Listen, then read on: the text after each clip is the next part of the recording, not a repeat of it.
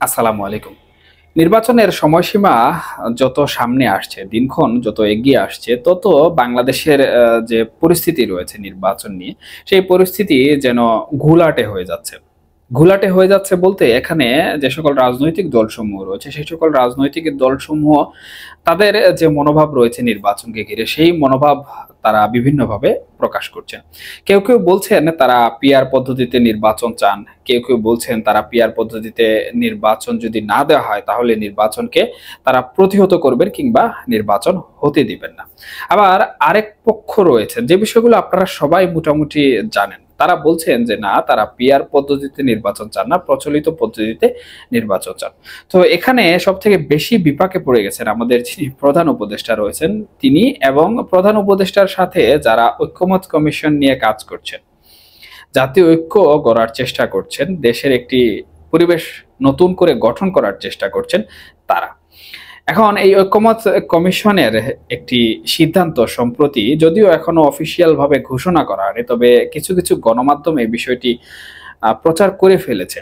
এবং সেটি হচ্ছে যে ঐক্যমত কমিশনের যিনি সহসভাপতি রয়েছেন আলী রিয়াজ, এবং সভাপতি আমাদের প্রধান উপদেষ্টা ডক্টর মোহাম্মদ ইউনূস, তারা রাজনৈতিক দলগুলোর সাথে এই পিআর পদ্ধতি বা নির্বাচন কোন পদ্ধতিতে হবে এই বিষয়টি নিয়ে কথা বলতে বলতে একটি সিদ্ধান্তে এসেছেন।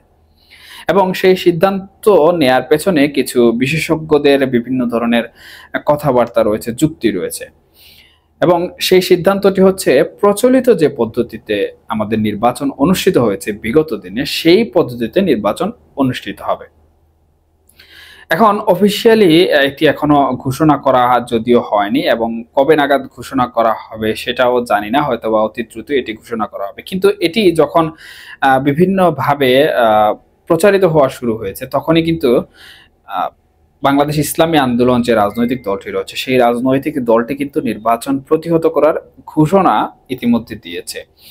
এখন জানি না যে আসলে পিআর পদ্ধতিতে যদি নির্বাচন না হয় তাহলে ইসলামী আন্দোলন এবং যে সকল রাজনৈতিক দলগুলো পিআর পদ্ধতিতে নির্বাচনের জন্য দাবি দাবা পেশ করছে বা এই ধরনের কথাবার্তা বলছে, নির্বাচন প্রতিহত করবে, নির্বাচন হতে দিবে না, তারা আসলে কিভাবে কি করবে এ বিষয়টি দেখার অপেক্ষায়।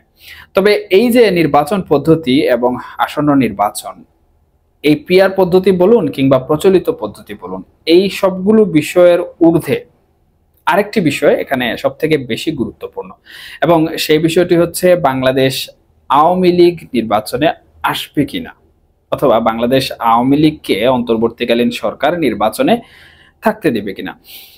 যদি বাংলাদেশ আওয়ামী লীগ নির্বাচনে আসে তাহলে শেখ হাসিনা এবং অন্য যারা রয়েছেন তাদের অবস্থান এখানে কিরকম হবে, বা অন্তর্বর্তীকালীন সরকার অথবা তত্ত্বাবধায়ক সরকার কি তাদেরকে নির্বাচনে আসার সুযোগ করে দিবে কিনা।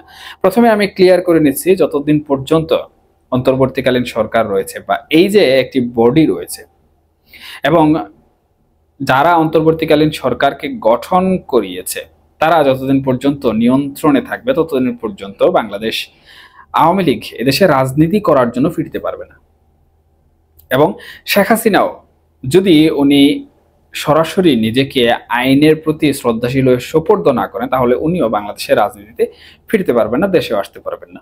এবং এখানে বিভিন্ন ব্যক্তিবর্গ আমাকে বিভিন্ন ধরনের কথাবার্তা বলবেন, গালিগালাজও করতে পারেন যে আওয়ামী লীগ ইতিহাসে এরকম শেখ হাসিনা দেশে এসেছিলেন, স্বদেশ প্রত্যাবর্তন হয়েছিল, আবারও হবে। কিন্তু দেখেন, বিগত যে ইতিহাসের কথা আপনি বলছেন, সেই ইতিহাস আর বর্তমান যে ইতিহাস রয়েছে, সেই ইতিহাসের মধ্যে রাত দিন তফাৎ রয়েছে। এখানে যে এলিগেশন বর্তমানে শেখ হাসিনার উপর রয়েছে বা আওয়ামী লীগের উপর রয়েছে, আমি আওয়ামী লীগের উপর এলিগেশনের কথা বলবো না, কারণ একটা রাজনৈতিক দল কখনো এলিগেশন বহন করে না, বা একটা রাজনৈতিক দল কখনো খারাপ কাজ করে না। রাজনৈতিক দল যারা চালান, যারা নিয়ন্ত্রণ করেন, তারা মূলত দোষী হয়ে থাকেন। সুতরাং এই পার্টিকে আসলে আমার খারাপ বলা আমার দৃষ্টিতে মনে হয় না যে উচিত।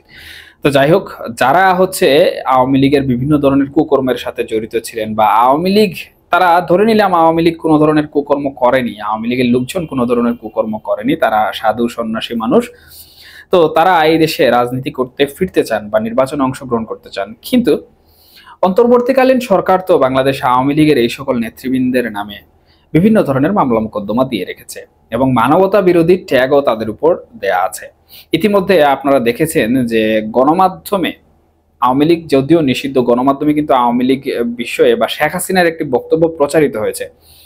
কোনো একটি গণমাধ্যম সেটি প্রচার করেছে। প্রচার করার পর, আমি নাম নিব না, নাম নেওয়ার প্রয়োজন নেই, আপনারা সবাই জানেন। তো সেই গণমাধ্যমে যখন ওনার বক্তব্য প্রচারিত হলো, সেটি প্রচার হওয়ার পর কিন্তু অন্তর্বর্তীকালীন সরকার কঠোর হুঁশিয়ারি বার্তা দিয়েছে এবং সেখানে তারা স্পষ্টভাবে উল্লেখ করে দিয়েছে যে শেখ হাসিনা মানবতা বিরোধী অপরাধে অভিযুক্ত, এছাড়াও আরো বিভিন্ন ধরনের আনুষঙ্গিক বিষয়বস্তু রয়েছে।